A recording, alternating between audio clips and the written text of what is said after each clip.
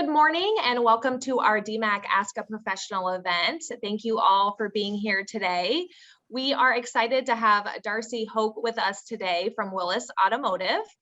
Our hope is that these events are linking your education and your career interests to businesses and professionals right here in Central Iowa. So before we get into speaking a little bit more with Darcy, I would like to say a quick hello as your host. My name is Jill Hoyk, and I work a part of the work-based learning team at DMAC. So again, welcome and thank you all for tuning in today. I would also like to mention and welcome Matt Schneiderman. He is our pathway navigator for our automotive programs at DMAC. And so he will be sharing some information in the chat and being able to answer any questions that you have in regards to our automotive programs at DMAC. So without further ado, I would love to introduce our professional. Again, we have Darcy Hoke with us.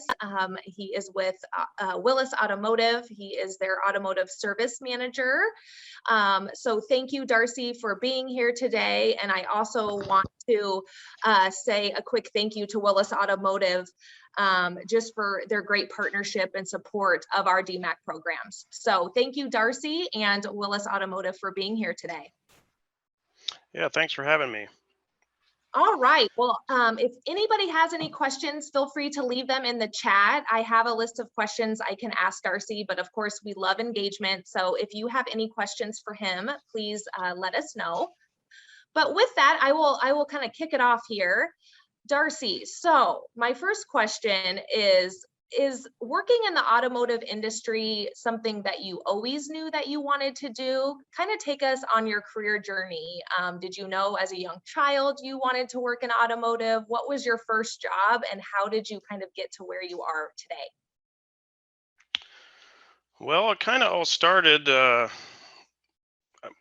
changed schools when I was a junior going into the senior year, and I really didn't know what I wanted to do. And so I ended up, my parents moved to Indianola School District, so I ended up going to Indianola High School my senior year, and I had a lot of credits that transferred, and I really didn't.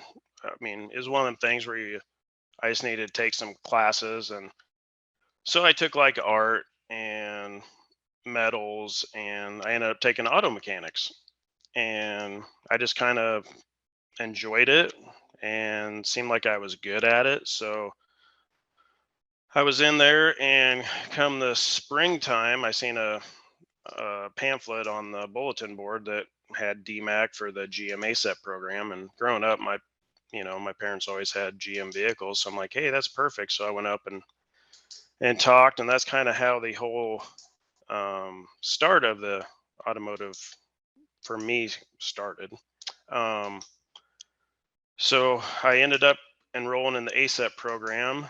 Um, this was, I graduated high school in '94, and I ended up enrolling in the ASEP program. Actually, Jerry Burns was in my class.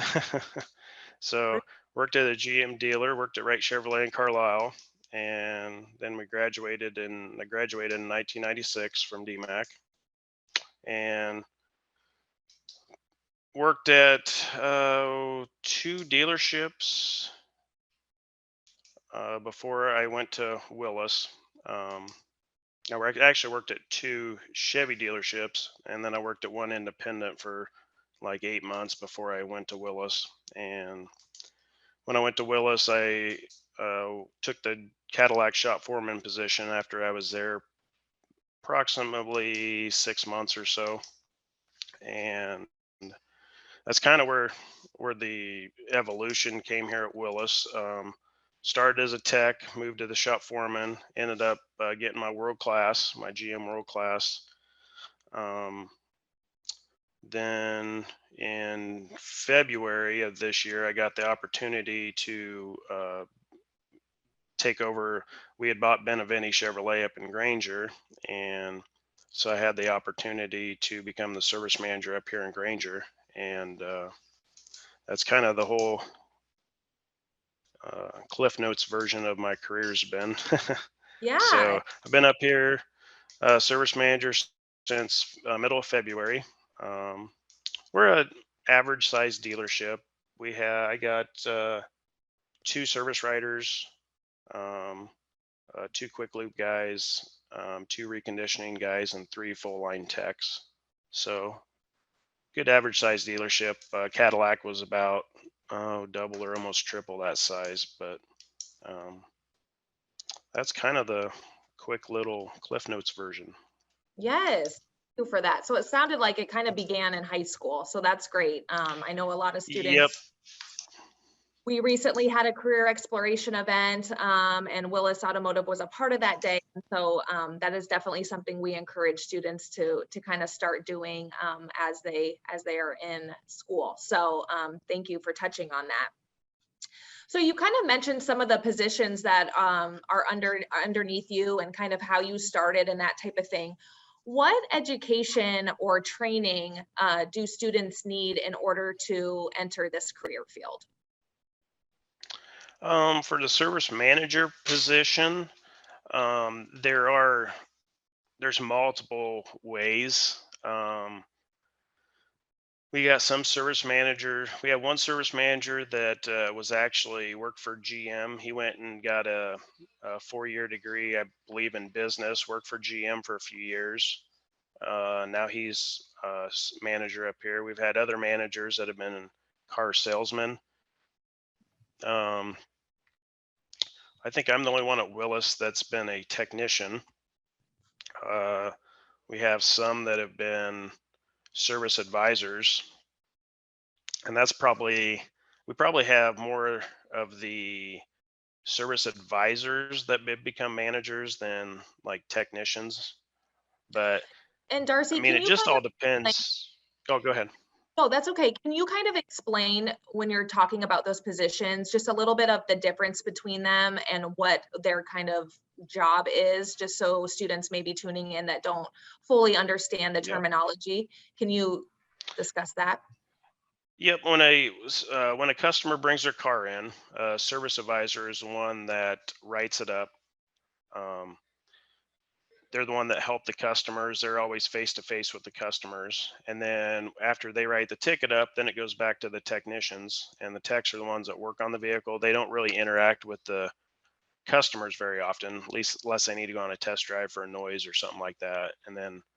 Um, then of course the ticket comes when his car is done. It comes back up to the service advisors, and they're the ones that check the customer out, make sure everything's good, and get them on their way. So there's a lot. Usually in the car business, there's a lot of points that the car makes it before it goes back to the customer.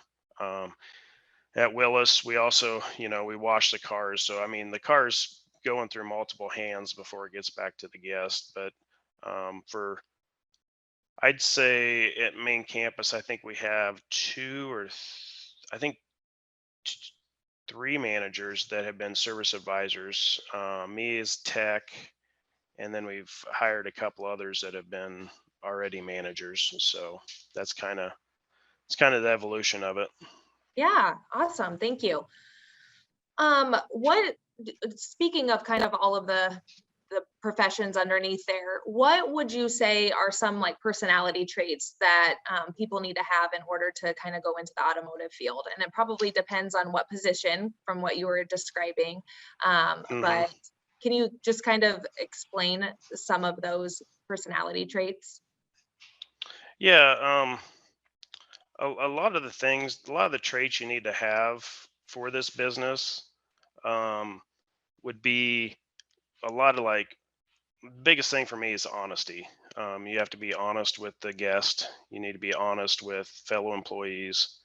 Um, and communication is real big too. You got to be able to communicate good with the guests, communicate with your coworkers. Um, Makes everything just flow so much easier.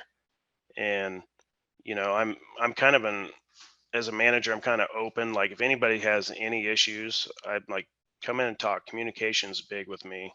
Um, if you're having a bad day, let me know. Something we can do. So one of the biggest traits I think for being a manager is communication, honesty. Um, them are probably the big two. Yes, that's great. And for you as a manager, can you describe kind of a typical day? I know that's kind of a silly question to ask because most days don't look the same. But can you just kind of explain your processes and what you do each day, day in and day out? Yeah. I come to work, unlock everything, start the compressors and stuff. Um, then I usually fire up the computer, get my. We have a budget for every month. Um, we kind of the year before we plan a budget and try to see, if we're on pace to hit that budget for the month or whatever. So I go through the numbers every morning and go over it with advisors when they get in, on all the numbers. It's like, okay, what tickets do we have to close today? What cars need to be done? What customers are expecting their cars? What parts we have on order. Um, then usually, usually I'll have a few voicemails from customers. Some customers want to deal with me directly, which you know I get, but you know we're kind of a small dealer, so it depends on, if I have an advisor, because I got two advisors. If I have an advisor gone for the day, I'm out writing tickets too. Um, but I'd say a normal day, that's how the first 2 hours of the morning goes. And then after that, I'm out checking on the technicians, making sure they have work, seeing if they need anything, um, and checking on parts for them, that kind of thing. Uh, I'm always going through, we have open repair orders, trying to get them closed, trying to figure out, okay, we waiting on parts or parts back ordered with COVID right now. We've had a few parts that have been kind of hard to get, but luckily we haven't had too many tied up for that. So, and then the afternoons kind of, if the advisors need help calling customers, getting the customers in, um, calling on with estimates on what needs repaired, that kind of thing. And then we try to touch base with every customer before the end of the day if the car is going to be held over or if it's done. Like I said, communication's huge in this business. So as long as the customer knows that their car is, that you haven't forgot about them. Um, if we're waiting on a part, the part didn't come in, part was wrong that was ordered, something like that. Uh, Deal with all that in the afternoon, and then of course throughout the day, if they need cars ran through the car wash, I'm always available to do that. So every day is kind of a controlled chaos, I call it. you Yeah. know um, Always just trying to get them in and get them out and making the customer happy. That's the biggest things. Absolutely. Yes. Thank you for sharing that. What do you find the most enjoyable about your career? It doesn't even necessarily need to be in the position that you're in now, but just in general, what do you find most enjoyable? I would probably say people is one, and probably challenges is another. Like when I was a tech, I always liked, that hard wiring problem or something like that, every day wasn't the same. I always like challenges, but I also like dealing with people. Um, Nothing better than, fixing the customer's car, exceeding their expectations and getting a good review. Um, it's that's probably the two biggest things, probably people and, you know, just having some of the challenge. I mean, there's challenges in every job, and overcoming, when you when you succeed, you feel like you've accomplished something for the day. Yes, absolutely. And kind of to piggyback on that, what do you find most challenging about your career? Is it kind of the evolution of technology or the day-to-day operations? What do you find the most challenging?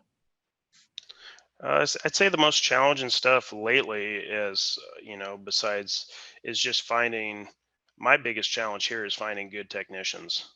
There's a technician shortage, um, and that's probably the number one challenge in the automotive industry that we're facing today is, just shortage of technicians.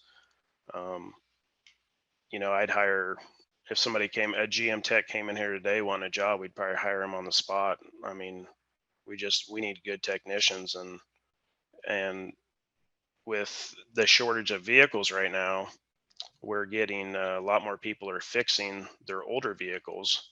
So, we're booking out, a week right now. Um, we were a little bit farther than that this summer, but I think the biggest challenge is just, people, just help, technicians, team players, that kind of thing. Well, that's good for the students that are tuning in because there's going to be jobs, right? So that's a great thing to Yeah, kind of. when I graduated ASAP, you weren't really guaranteed a job. You basically reapplied to your dealership, and you know, I'd say, well, most of the students in my class got a job at the dealer that they were internshipping in. But over the years, I've seen a lot that two dealers I work for, that they were full and they really didn't have a spot for them.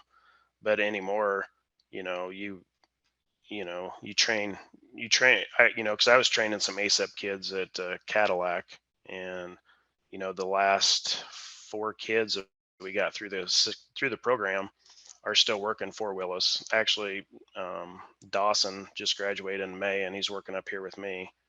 And so I mean, you never run out of work as a tech anymore. I mean, there's always people looking for help. Um, you're always busy. So yeah, it's definitely a good career to get into. And Yeah, and I the evolution of it's changing too. We're going towards more electric cars in the future. So, I mean, even, and everybody's like, oh, electric cars, you're not going to have an engine to work on. You're not going to have this. Well, yeah, but it still has brakes. It still has, tires. I mean, it's still going to have work, software updates, that kind of thing. So, absolutely. Yes, we had a question in the chat. Thank you for asking a question. Has the microchip shortage affected your business? yes, new cars. We have, I think, four new cars on the lot right now. Willis was gaming up to, I think this time we were supposed to have about 100 new cars on the lot, and we have four.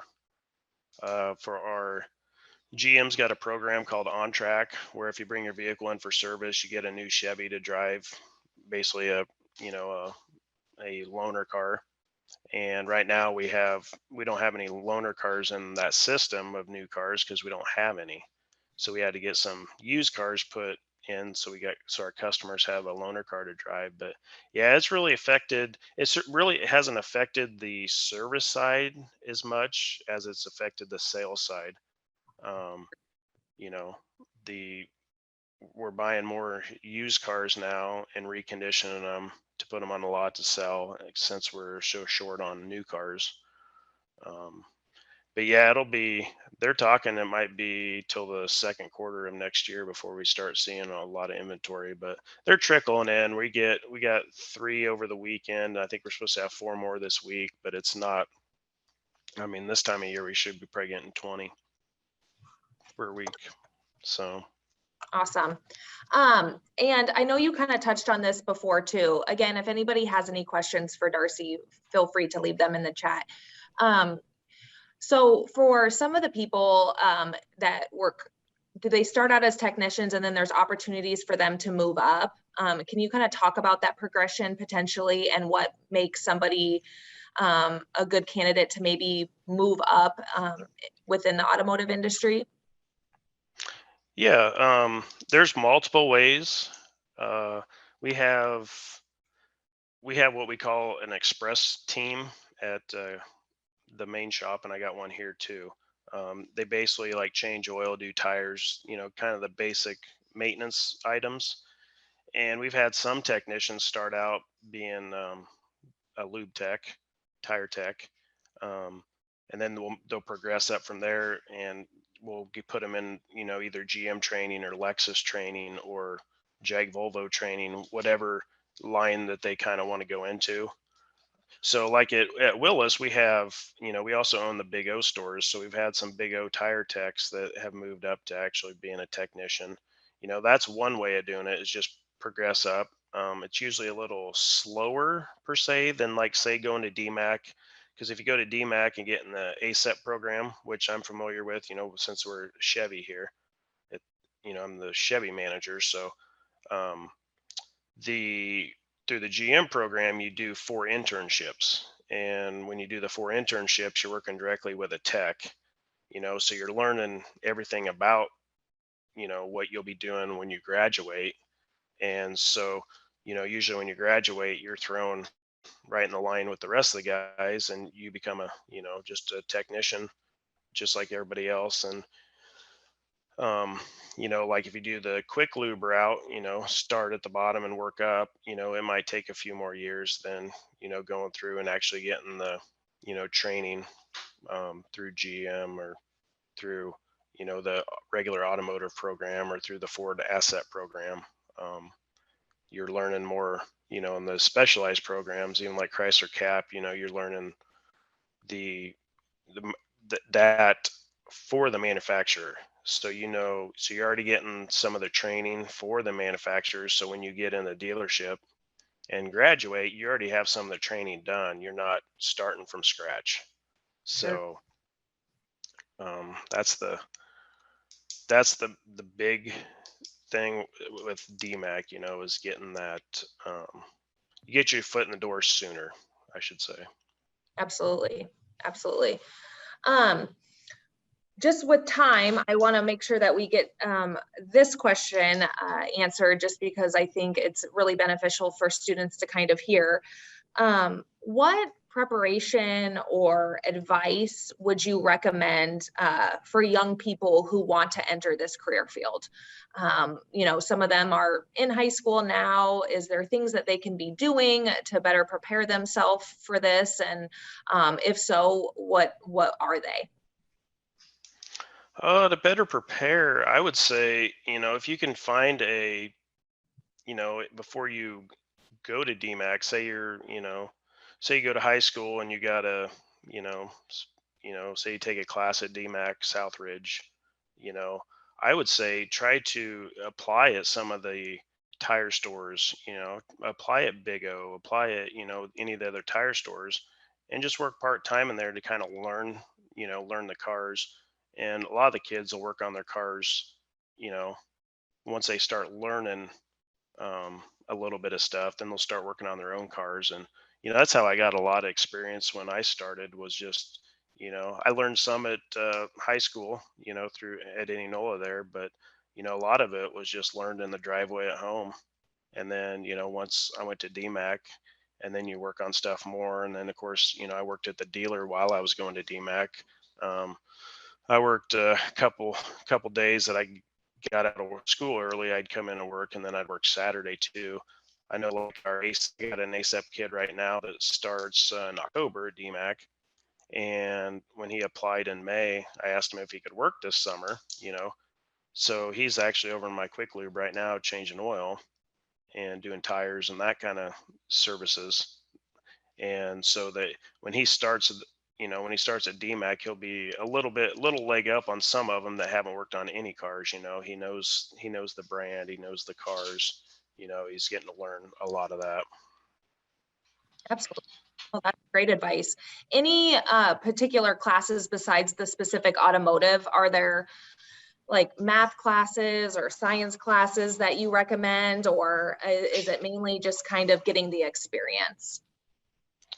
Yeah, a lot of it's experience. When I did it, um, you always think about them gen ed courses as you'll never use them, but like the speech or communication class, once I become the foreman and I had to hold meetings and stuff like that, it was real beneficial. I mean, I never thought that I would have to use them classes, but I did. you know, Yeah, so it's I think the whole program's really good. I mean, I mean, a lot of the students we've got, you know, I'm still friends with a lot of the people that I graduated with, and most of them are still in the automotive industry, and most of them are doing very well for themselves. And the last 4 kids we've got out of the ASEP program, that I trained at Cadillac there. I mean, they're doing very well. It's the thing with this career is everybody thinks they're going to go out right away and be able to fix everything and diagnose everything, and it takes some years. It takes some years to get good at it. And if you can find a dealership, that will, like Willis, a lot of some dealerships will, we techs work on flat rate. A lot of techs work on flat rate. And say if this alternator, the book says it pays 2 hours to replace and it takes you three, you get paid two. Well, if you get done in one, you still get paid two. That's kind of how flat rate works. Well, we give the students that are coming out an opportunity if they want to stay hourly, and learn, or if they think they want to jump into flat rate, because last thing you want's for for a new employee like that just got out of school. You don't want them to be starving. So, and the evolution of this, with all the, when I started in it, fuel injection was, just getting started. I mean, it was out a few years, but it wasn't refined like it is nowadays. And now we got electric cars, and that's a whole nother thing. So there's always training. I mean, my techs out here, like Randy's been at this dealership since 1984, and he still has, I bet he still does 15 hours of training every year from GM classes that they send out. And then plus a lot of times they'll have hands-on classes where he's got to go to DMAC, to the GM training center, and do some classes. So but yeah, training's getting up there, and there's going to be more and more with these electric cars, because I think they're talking by 2035 like not even producing gasoline engines. So it's going to be interesting. Wow. No, thank you for touching on that. My next question was going to be, just because, you have one certification or a degree in automotive, I mean, there's still training thereafter. It doesn't sound like the learning never stops, it sounds like. No, I mean, even my advisors have GM training they got to keep up on every quarter. And my warranty administrator, that she's one that goes through all the warranty tickets and closes the warranty tickets and submits the charge to GM and stuff. She's got training she's got to do. The receptionist up front's got GM training she's got to do. So, like, every manufacturer's like that. They train. They want you to do their training, and it's required, so you can give the ultimate you know guest experience. Yes. Well, my lights shut out on me because I must not have moved too much. So sorry about that. Well, I do kind of want to wrap up because I want to be respectful of your time, Darcy. So if anyone does have any last minute questions for him, please leave them now. But I also, for the couple students that are on, I do have a survey for you to fill out too, just to let us know if you enjoyed the event too as well. But Darcy, is there any last comments you want to make for any students that are tuning in? Well, the only thing I really got is, if you're wanting to become a tech, or if you're wanting to become an advisor, you're wanting to become, a service manager eventually, you just get the training. Just, you start out, if you want to become a technician, you know, go to, if you're in high school, go to the local tire shop and just get a part-time job. you know Go to your local dealership and see if they have an entry level, express technician job. um, and then, I would recommend going to DMAC and getting the proper training, and then you can get an internship and get you in the door to. But before long, there's a technician shortage. And there's a lot of trades that are looking for good skilled workers. And the it's going to be beneficial to a lot of people, as far as income in a few years. I mean, these kids right out of school are making really good money, compared to what it was 20 years ago. I mean, it's a lot higher skilled trade than it used to be. I mean, with more electronics, more computers, some of these cars, some of these cars have 30 computers on them, and there's always software updates and that kind of thing. So, but yeah, if you're interested, and anything, you can give me a call too up here at Willis Chevrolet at Granger. You go to the website, my email's on there. It's DHOCH@willisauto.com. Um, but yeah, there's a lot of opportunities, and especially for technicians right now. If you want to become a service advisor, um, service advisors selling the service that the techs recommend. There's always entry level ones of them for Express. My Express advisor, she'd never done that before, and we put her in, and she's really good at it. She's probably one of the best advisors I've ever seen. She works great, and so and she treats a customer with respect and that kind of thing. So I mean, it depends on what career path you want to go in. You want to you want to be wrenching, you want to be selling it. You know, um, Techs usually work 40 hours a week on average. Advisors work probably 50 hours a week on average.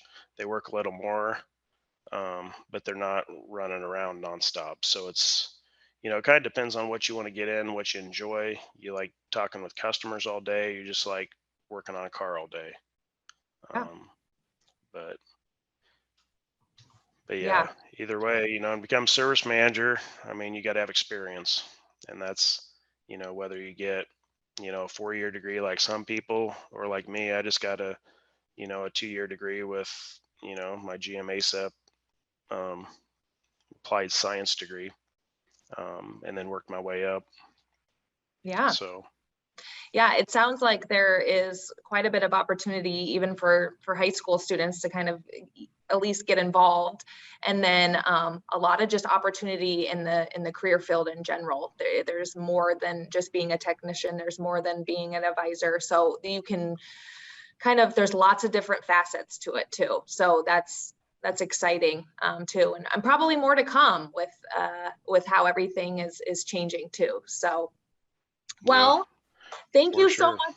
Thank you so much, Darcy, for your time.